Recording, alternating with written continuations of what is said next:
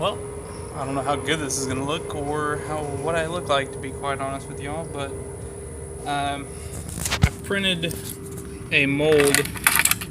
This one is bigger than this one. I don't know if y'all can tell the size difference. Let's see. They're both the same size, or same side, but one's just a tad bit bigger. You can tell by looking down there, and then up here, a tad bit bigger. But I think this one's too big, and this mold's pretty much trash. I might just reprint this section here. So if someone wants a bigger one than these, then you can get it.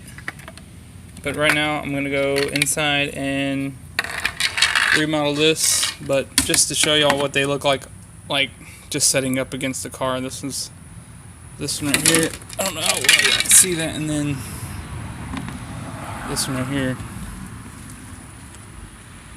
Like I said, I don't know how well that's gonna look on camera because I'm not gonna mount anything until I'm 100% certain on what's going on. So that's where we're at right now, is reprinting them again. Third time's the charm, I think. So we'll just have to see how it goes and hope for the best this time.